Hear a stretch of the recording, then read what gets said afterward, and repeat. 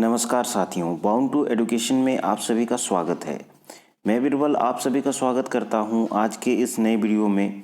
आज हम लोग झारखंड उत्पाद सिपाही अर्थात कि झारखंड एक्साइज कांस्टेबल के पंच परगनिया के सिलेबस को देखेंगे और मैं उन सारे स्टूडेंट का डाउट भी क्लियर कर दूंगा कि हम लोग जो पंच परगनिया का वीडियोस अपलोड कर रहे हैं हमारे चैनल में वो आपके सिलेबस के आधार पर है या फिर नहीं, क्योंकि कुछ कुछ स्टूडेंट का डाउट है कि हम लोग जो क्लास स्टार्ट कर चुके हैं उन क्लास को हम लोग सिलेबस के हिसाब से पढ़ रहे हैं या फिर नहीं पढ़ रहे हैं।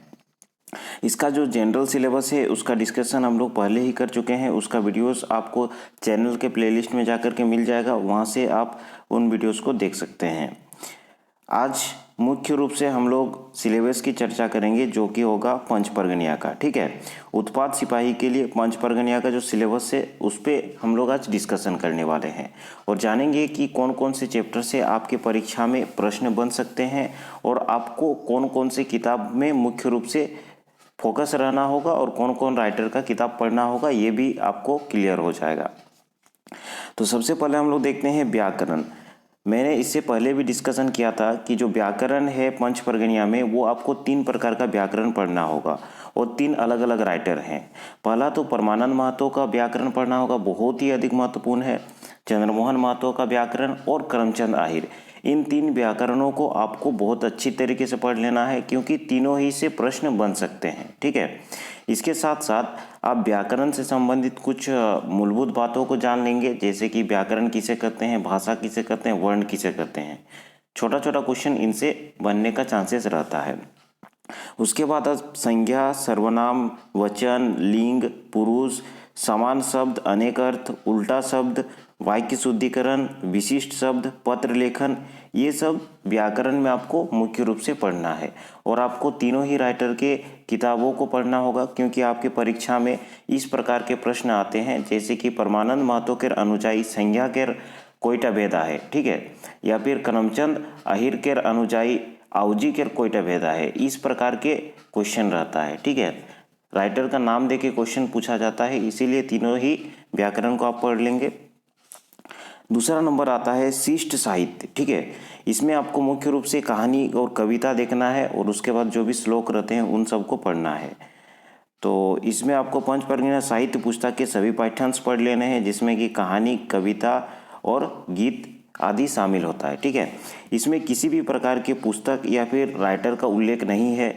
हम लोग को मुख्य रूप से चंद्रमोहन महतो का साहित्य देखना है, दीनबंधु महतो का जो कहानी का किताब आता है उसको देखना है, परमानंद महतो का भी एक कहानी का किताब आता है, चंद्रमोहन महतो का भी जो पंच परगनिया का साहित्य का किताब आता है उसको भी देखना है। ठीक है, लगभग 200 से अधिक कहानी है, लेकिन उतना कहानी को पढ़ना अभी संभव नहीं है, तो हम लोग उन्हीं कहानी को पढ़ेंगे जो कि आपके परीक्षा के लिए महत्वपूर्ण है और झारखंड के प्रीवियस ईयर में जो भी परीक्षाएं हुई थी उन परीक्षाओं में उससे उन कहानी या फिर कविता या फिर गीत से क्वेश्चन बने थे, उन्हीं को हम लोग देखेंगे। ठीक है, इससे संबंधित चैप्टर की शुरुआत हम लोग पहले ही कर चुके हैं, आपको डिस्क्रिप्शन में उनका लिंक मिल जाएगा या फिर आप चैनल के प्लेलिस्ट में जा करके देख सकते हैं। वहाँ पे पंच परगनिया लैंग्वेज का मैंने एक अलग ही प्लेलिस्ट बना करके रख दिया है ताकि आपको सारे वीडियोस को ढूंढने में परेशानी ना हो। ठीक है, आगे देखते हैं कि आगे हमें कौन कौन से चैप्टर पे फोकस करना होगा। लोक साहित्य में मारांग गुरु पढ़ना होगा, ये भी मैं 1-2 दिन में करवा दूंगा। पूजा स्थान देवस्थल है, इसको भी आपको करवा दूंगा। करम गीत, सोहराय गीत, बिहा गीत, पूस गीत, मंत्र गीत, ये बहुत अधिक इंपॉर्टेंट है। ठीक है, आपको देखने में सिलेबस छोटा लग रहा होगा लेकिन एक्चुअली छोटा है नहीं। जैसे कि करम गीत, आपको लग रहा होगा कि करम गीत बस एक करम गीत पढ़ने से हो जाएगा, लेकिन एक करम गीत नहीं है। लगभग वैसे तो देखा जाए तो 40 से 50 करम गीत है, लेकिन मुख्य रूप से आपको 10 से 15 करम गीत में करवाऊंगा जो कि महत्वपूर्ण होगा। इसमें भी अलग अलग राइटर का जो मत है उसमें कुछ कुछ भिन्नताएं मिलती है, तो हम लोग मुख्य रूप से कुछ राइटर को देखेंगे, जैसे कि चंद्रमोहन महतो का करम गीत देखेंगे, दीनबंधु महतो का देखेंगे। ठीक है, तो इन सब का करम गीत हम लोग देखेंगे। आगे सोहराय गीत भी वैसे है, कुछ कुछ मुख्य राइटर का सोहराय गीत भी लगभग 10-15 है, तो अलग अलग सोहराय गीत, बिहा गीत, पूस गीत, मंत्र गीत, अलग अलग हमें राइटर का कुछ कुछ अलग मिलता है, तो उन सबको देखना जरूरी है। उसके बाद बिरसा मुंडा और स्वतंत्रता आंदोलन से जुड़े मुख्य रूप से जो लोग थे झारखंड से संबंधित उनके बारे में जान लेना है, जैसे कि सिद्धू कान्हू, तिलका मांझी, ठीक है। उन सब के बारे में अच्छी तरीके से हम लोग जान लेंगे कि उनके जन्म स्थान कहाँ है, उनके पिता का नाम क्या है, वे किन किन क्षेत्रों से जुड़े हुए थे पंच परगना के, उन सबको हम लोग जान लेंगे। उसके बाद पंच परगना साहित्य एवं उनकी कृति, ये आपको विशेष रूप से ध्यान देना है, क्योंकि अगर आपका पेपर 100 नंबर का हो रहा है तो 6 से 7 क्वेश्चन इससे अवश्य ही बनता है, और ये बहुत ही अधिक हार्ड होता है याद रखने के लिए। आपको विजय डहर पुस्तक में कुछ कुछ लेखकों तथा उसके द्वारा जो रचना की गई है, जो साहित्य या फिर जो उनकी कृति थी, उनके बारे में चर्चा की गई है, उनको याद रखना बहुत ही मुश्किल है, लेकिन हम लोग उसको याद करने का प्रयास करेंगे, ठीक है। बहुत सारी कृति है, लगभग 200 प्लस कृति हो गए, 200-300 कृति है, 200-300 कहानी पंच परगनिया में लिखा गया है, ठीक है। तो मुख्य रूप से जो क्वेश्चन बनते हैं और विजय डहर में जो जो क्वेश्चन हमें ऑब्जेक्टिव के रूप में मिलते हैं, उन सारे क्वेश्चनों को हम लोग देखेंगे। आखिर में हम लोग पंच परगनिया साहित्य का परिचय जान लेना है, पंच परगनिया का साहित्य किस प्रकार है पंच परगना का, और उसका विकास किस प्रकार से हुआ। इसका एक बुक का नाम याद रखेंगे, पंच परगनिया लोक साहित्य का एक बुक आता है दिनेश प्रसाद सिंह का, उसमें परिचय अच्छे से दिया हुआ है।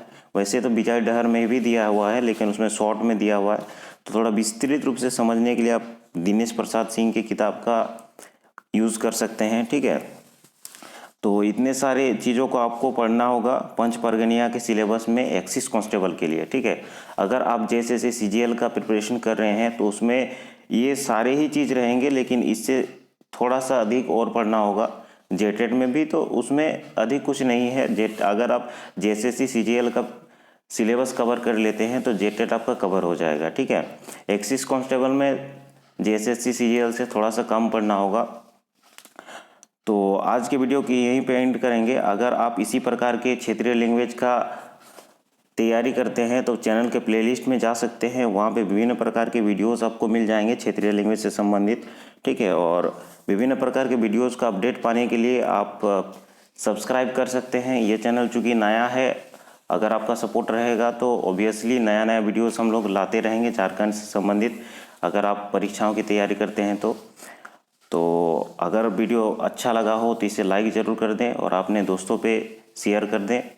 धन्यवाद। अगले वीडियो में हम लोग फिर मिलेंगे।